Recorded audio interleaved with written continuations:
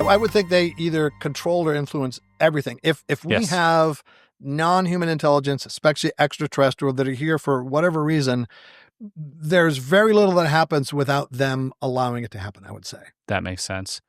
What do you make of, while we're on hypotheticals, what do you make of these ideas of, time travel and stuff like that within, these certain black projects or whatever? Is that ever come up? Have you ever talked to anybody that says, hey, we've jumped through portals, or hey, we've had a looking glass device to see in time? Has any of that ever crossed your path at any point? I've never talked to a purported time traveler, but Michael Masters, who I mentioned, has done great work in advancing that theory in a really skillful way. One of the challenges, though, is if people can come back from the future, we could have millions and millions of people all the time. It wouldn't necessarily just be a few, because once you figure out time travel, now it's possible. And at some point, it's, those machines are sold at Walmart. Yeah, where are the and tourists? Everyone's coming back, right? Yeah. So that's like, why do saucers crash in the desert, right? So time travel, I think for me, personally, extraterrestrial travel in nuts and bolts ships going conventionally from A to B is unlikely. How do they find us? We're like a speck of dust in Kansas. And yes, we've been beaming out episodes of I Love Lucy these many decades, but if they're post-biological, they're not thinking about radio waves. Yep. And then why would they care? Why would they come so far away and be somewhat elusive? That's why interdimensional rings true to me, because they're adjacent to us and may be us in a many worlds dimension. So I like that. My brother Joel and I spent a fair amount of time with a guy, very interesting guy, who said he was employed by HP, Hewlett Packard, to go experiment and investigate anomalous phenomena around the world to see if they could monetize it. Somehow distill it down to printer cartridges.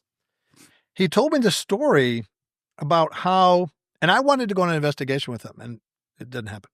So that there was this guy rescued at sea who had jeans on with a designer that didn't exist in the world, talked about a former vice president who was president who was not, and slight shifts in reality, and this consistent story of a world slightly off of ours.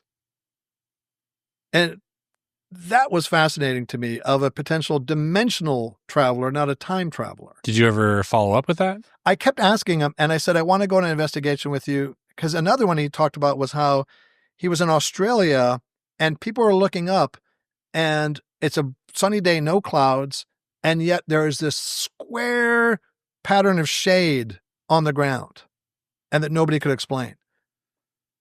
So I'm like, I want to go. And for whatever reason, it just didn't materialize. But the time travel, Michael does a really good job showing how we could evolve to little grays, right? Yeah. But it's a tough nut. Now, when I was maybe about 10 years old, around the same time as the Eclipse cruise, my father and I watched the movie The Time Machine. And after I said, hey, Dad, I'm going to go build a time machine. He starts laughing at me. Oh, boy, it pissed me off. I'm like, why are you laughing at me, Dad? He goes, he couldn't even articulate why it was so preposterous, especially me of all the children doing it. And I said, but Dad, when you were a kid, wouldn't have they said it's impossible if you said, man, we'll go to the moon? He goes, oh, you're right, bozo. Well, you go downstairs and build that time machine because you can do it, because you don't know it's impossible. I'm like, yeah, Dad. So I run downstairs and I get some balsa wire and some duct tape and some wire. The first things you need for a time machine. You know this, Chris. And then I sort of start to lose steam. I'm like, what do I do next? And then it dawned on me that I really can't build much of anything, but that even more, I had no working theory of what a time machine would be or how it would work, even though I had a nice cachet of duct tape.